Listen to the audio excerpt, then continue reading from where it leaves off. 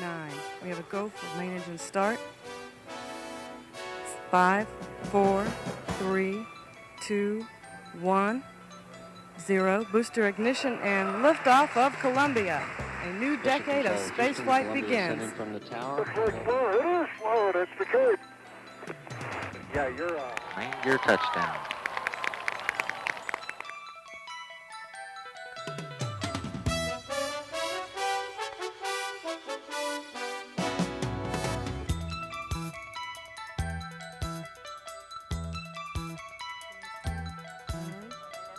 We have a go for main engine start. 6, 5, 4, 3, 2, 1. Ignition and liftoff of Discovery and the Ulysses spacecraft bound for the polar regions of the sun.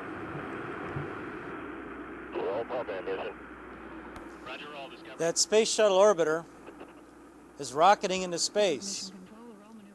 But what is space? How do we get there? How do we stay there? And how do we get back to Earth again? Well, before we answer these questions, let's look at some history of manned rockets. This man, Robert H. Goddard, is considered to be the father of modern rocketry. He began testing rockets as a young man, and in 1926, he launched the world's first liquid propellant rocket. He was also the first to propose using both solid and liquid propellants on the same rocket. Why is that an important idea? Because that's how we boost the space shuttle into orbit today. It was in 1956 when a team of scientists and engineers, led by Wernher von Braun, launched the Jupiter C rocket. This was the first time that we launched anything that went high enough to get into space. 2 years later, another Jupiter C traveled into space. But this time, it left a satellite up there to orbit the Earth.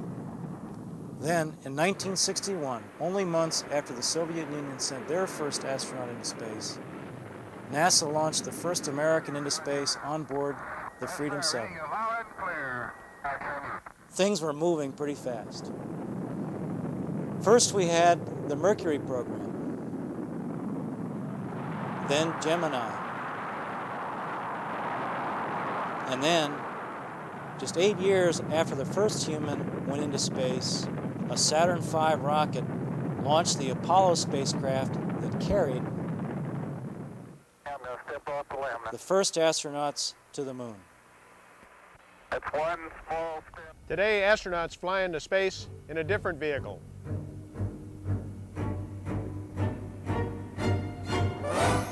The Space Shuttle Orbiter. To give us enough energy to get into orbit, we use special engines and propellants. Let's look at the shuttle a little different way. This is what we call the stack, sitting on a launch pad here in Florida. Let's look at it the way an engineer might look at it.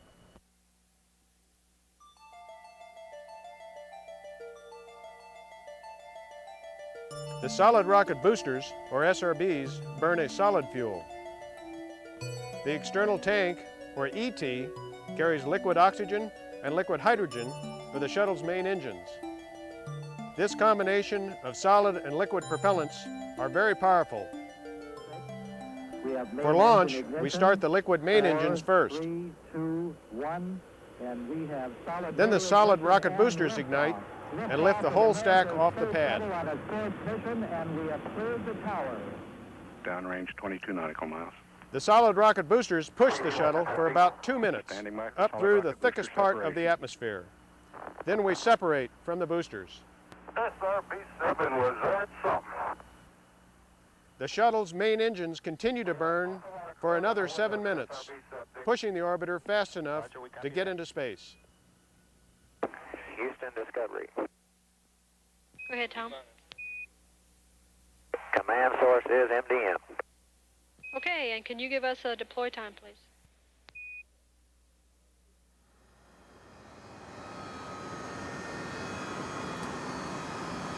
And here's the result. We're in space.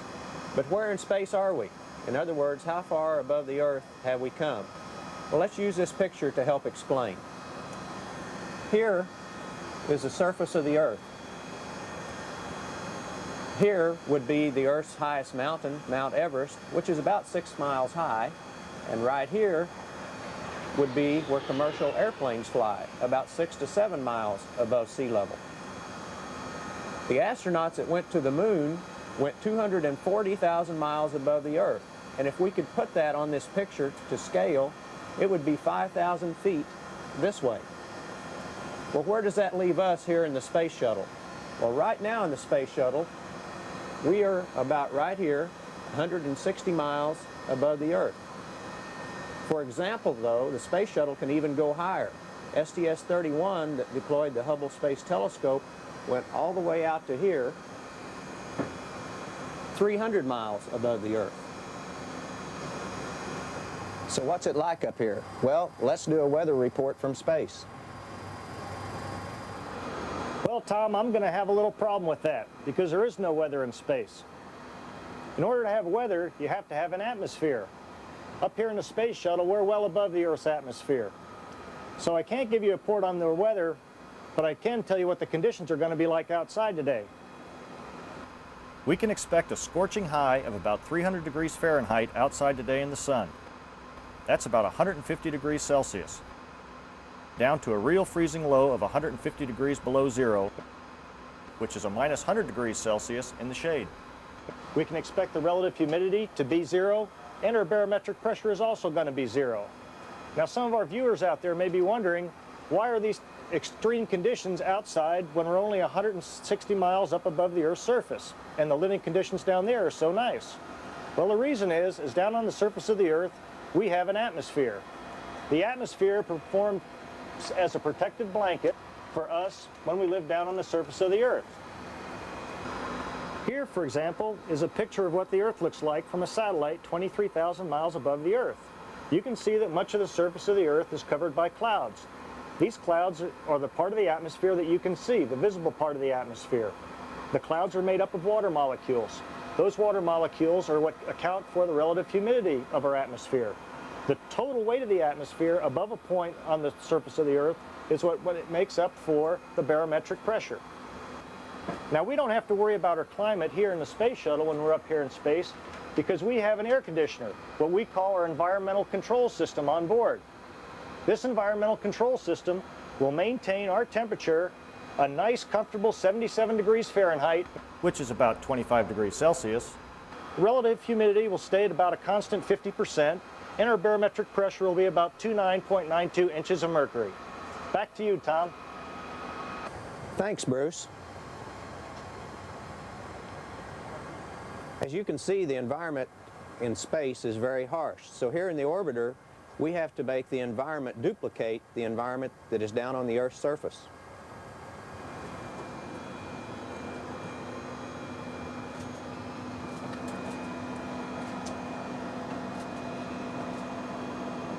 And even though we're over 150 miles up in space here, the pressure inside the space shuttle is almost the same as it is at sea level.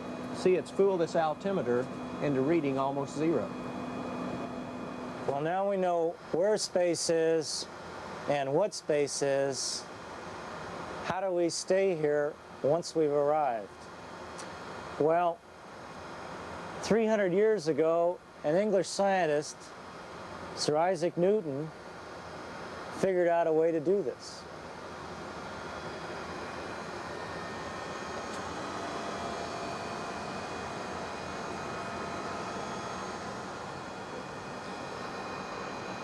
He began by showing a very high mountain.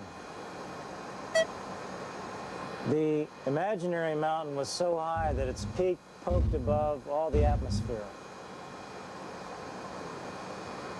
He put a cannon on top of the mountain and fired cannonballs. We'll use baseballs.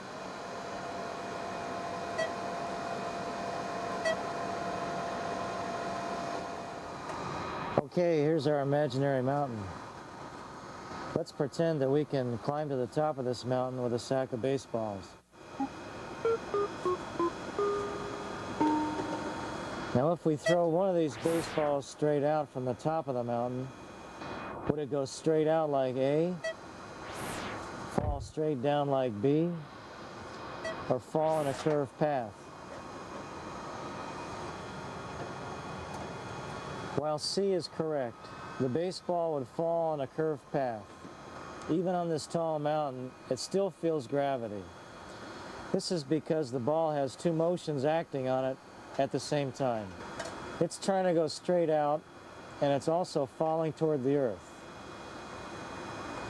The result is the baseball travels on a curved path and lands right here. Now let's throw another ball, only this time much faster.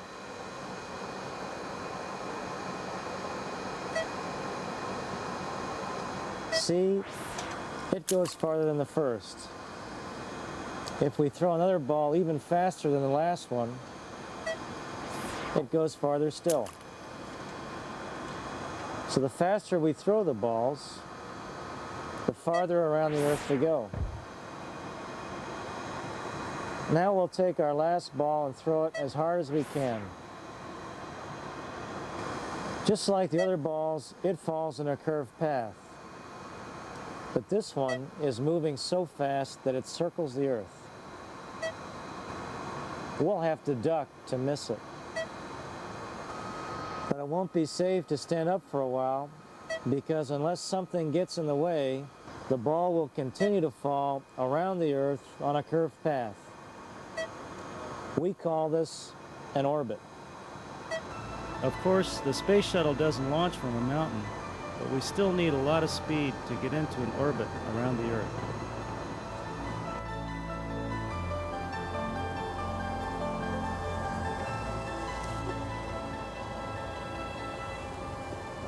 So, how fast do we need to be going to get into orbit?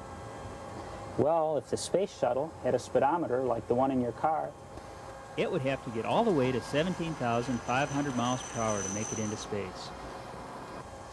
So how fast is that? Well, it took the early pioneers months to cross the United States by wagon.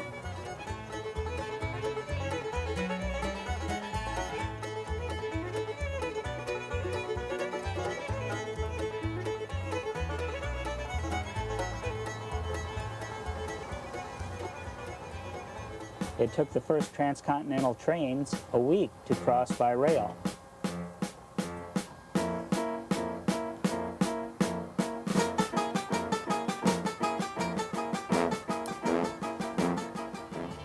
It would take about 3 days of driving round the clock to get across by car. And it takes about 5 hours for the average airliner to fly coast to coast. But on board the shuttle, we cross the country in 10 minutes. That's about 5 miles a second. You see, the space shuttle goes around the Earth 16 times every Earth day. That means we see a sunrise and a sunset once every 90 minutes. This could be a problem. Up here on the orbiter, if I woke up when it was light,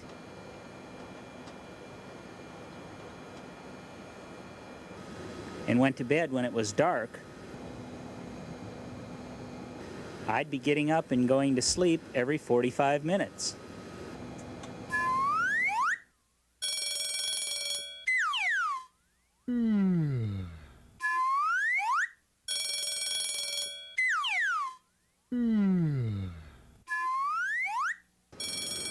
That wouldn't work. So instead, we just plan out our days like we would on Earth.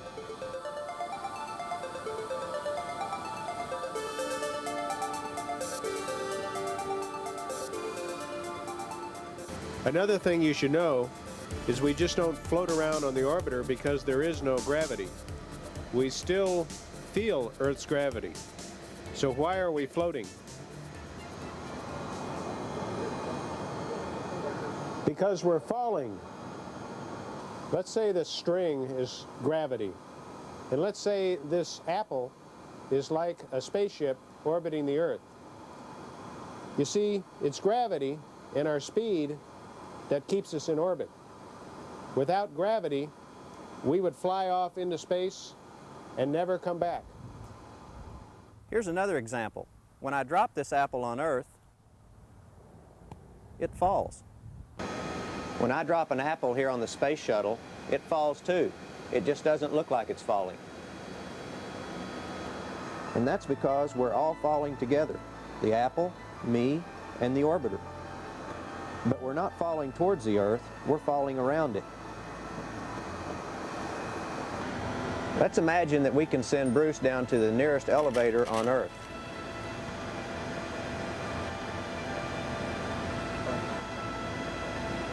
The elevator is going to the top of a very tall building.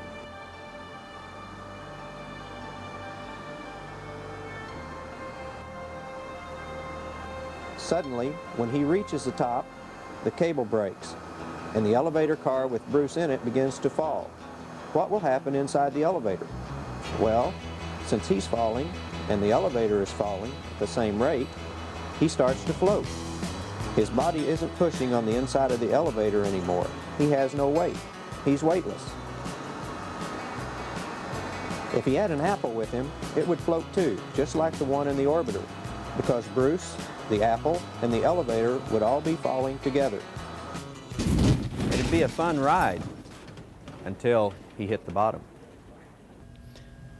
And that's why things float around up here, even really big things, because we're all falling on a curved path around the Earth.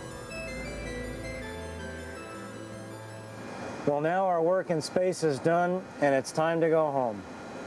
So how do we do it? Well, first, we have to slow down. Let's go back to our imaginary mountain. Here's our baseball orbiting the Earth. It's going around every 90 minutes, too. We know the other baseballs weren't able to get into orbit because we didn't throw them fast enough. Now, to bring the baseball back from orbit, all we have to do is slow it down just a bit. Watch what this looks like.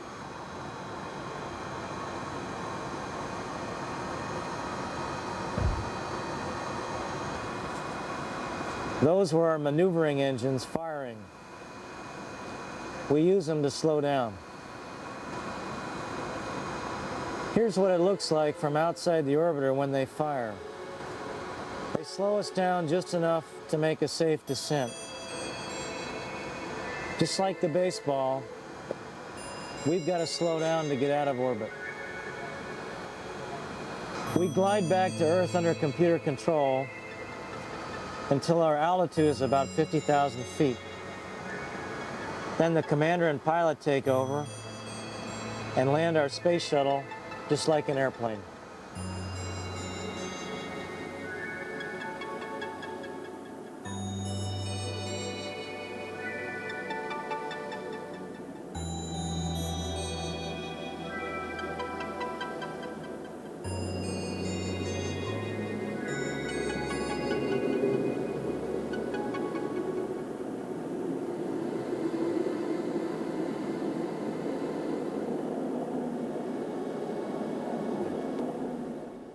Space is great, but a safe touchdown sure feels good.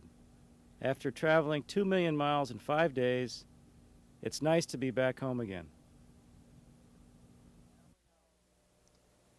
So now we know that it takes a lot of power to push the orbiter through the atmosphere and into low Earth orbit in space. We have to go very fast to stay in space, and we have to slow down just enough to allow Earth's gravity to pull us out of orbit when we want to return. That's how we get into space, how we stay there, and how we get back. T-minus 10, 9, 8, 7, 6. We go for main engine start. We have main engine start.